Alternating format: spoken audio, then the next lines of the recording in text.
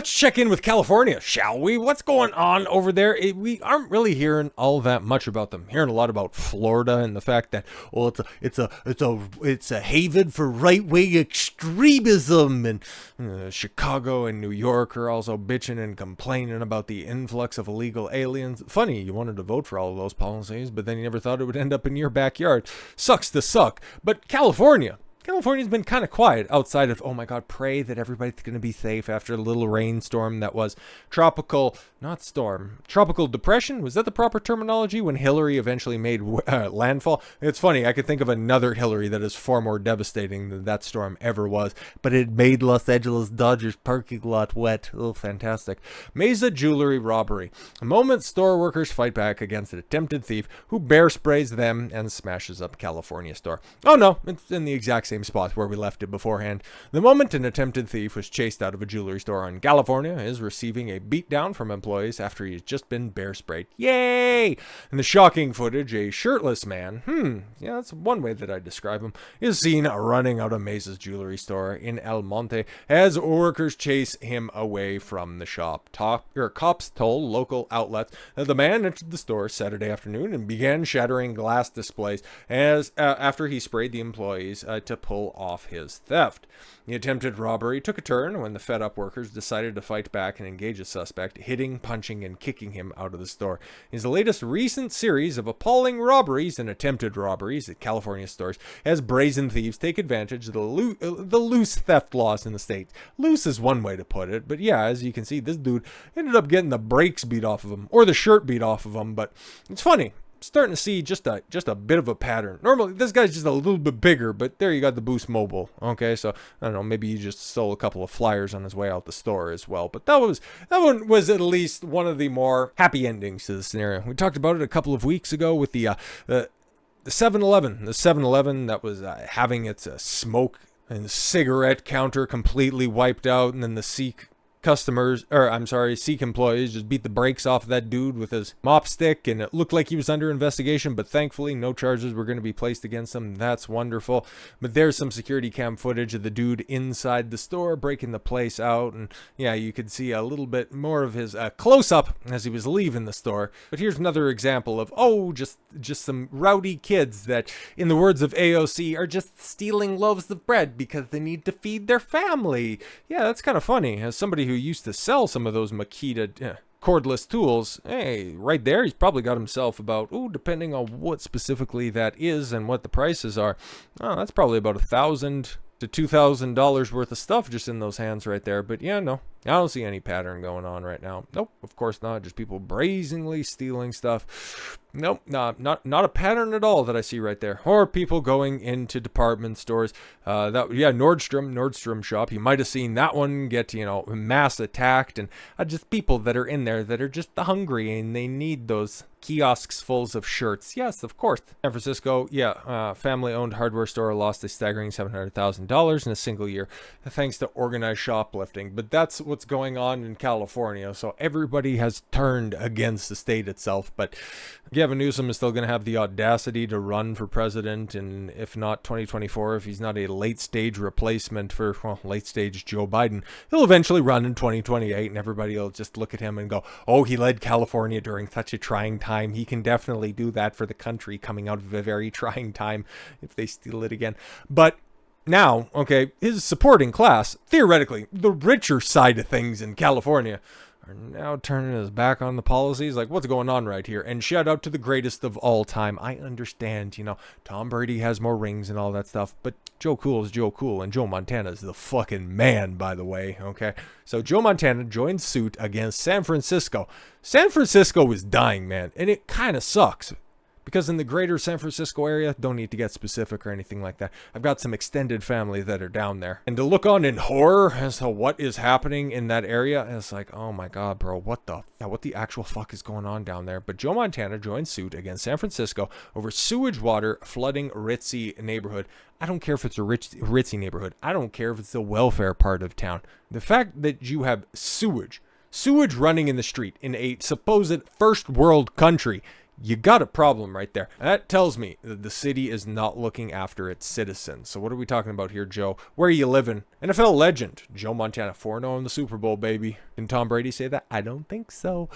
Joined a group of fed-up San Francisco homeowners in suing the city after sewage-tainted stormwater rushed into pricey houses earlier this year. Nearly 60 plaintiffs said that the city failed to make the proper repairs to wastewater facilities, and that had been associated with previous flooding in the ritzy area before an atmospheric river and bomb cyclone combination walloped the area, killing 2 on New Year's. It took them all this time to, oh my god, and they couldn't even take care of it from then. The part of the system that runs through the marina is antiquated and has been neglected and inadequately maintained by the city and the county of San Francisco. As a result, the system routinely gets overwhelmed, overflows, and inundates plaintiffs' properties and neighborhoods with untreated sewage and contaminated water. Yeah, that's not good. Like I said, I don't care if this is in the $1 million areas or if it's in the $100 areas. You got shit floating down the streets. That's not even being hyperbolic. Legitimate. You got turds fucking going right down your gutters. That's a fucking problem. San Francisco residents and advocacy groups have been consistently calling for the city to address the aging sewage system over the last 2 years after experiencing repeated flooding in low-lying areas, including the neighborhood that football superstar and former 49ers quarterback, excuse me, for a couple of seasons he was also with the Kansas City Chiefs, quarterback Montana calls home. Yeah, I don't want to see Joe Montana have to fucking, bail out shit water from his basement. Fuck you. Take care of your city, you entitled cocksuckers. Median home prices in the enclave are $2.6 million. Well, in California, you got to go ahead and adjust for inflation. It's still a nice-ish area, right? The flooding issue is further inundated by a 2021 closing of city outfall, which allows excess water to go by the bay rather than escape through manholes onto the street, the lawsuit claims. Yo, that's a big problem, by the way. The intense storm pummeled the Bay Area on New Year's Eve. More than 18.6 million gallons of untreated or partially treated wastewater overflowed the city's sewer system onto the streets. Only 2.3 million gallons of which escaped into the bay, according to San Francisco Regional Water Quality Control Boards, obtained by the Chronicle. Yo! The dirty water flowed in and around plaintiff's property, permeating the soils. Ooh, that's not good. Walls and floors. Ooh, okay. And depositing highly contaminated and toxic fecal and other raw sewage matter in and around plaintiffs' homes. Oh my god, what the fuck?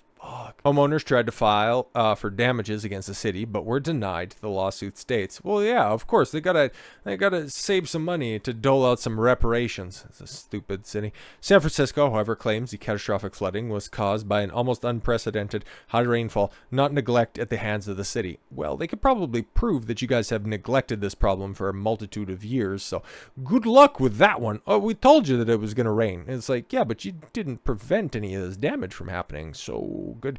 Better luck next time. Think of a better excuse. It was the strongest storm to hit San Francisco in more than 170 years, so Jen Quart, spokesperson for the office of the city attorney, said in a statement. Guys, it's clearly climate change that brought this unprecedented waterfall to end up overflowing our water and wastewater system. It's like, okay, cool. This is San Francisco, right? The city by the bay. They're used to dealing with a lot of water, but if everybody was pointing out, you kind of neglected this shit, and now we have to deal with this shit.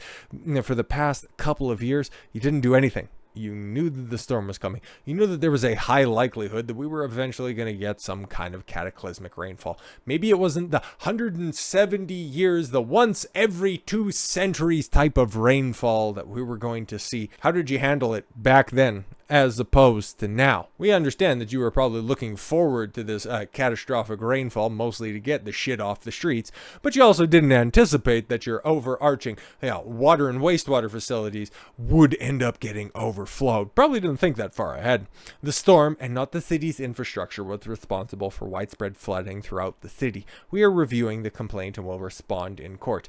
No, if it was just simply the water, I know a thing or two, mostly because without getting specific, some of my extended family, this is just a big dawn introspective into his familial structure, but I know a thing or two when it comes to water and wastewater treatment. Okay, the overflowing of the sewage system wouldn't have anything to do with an influx of water. Just saying, man. If there was going to be an influx of water and you couldn't have the ability to just go ahead and deal with that in an appropriate manner, you would just end up with water laying in the streets. The excess amount of sewage on the streets, that's totally different. You don't have the ability to dam it off and properly filter it through everything beforehand. That's what lets you know that there was a problem. If there was something that burst in the aftermath when it was hitting through the wastewater facilities, that's an infrastructure problem. That's a city problem. That's your water and wastewater department's specific issue.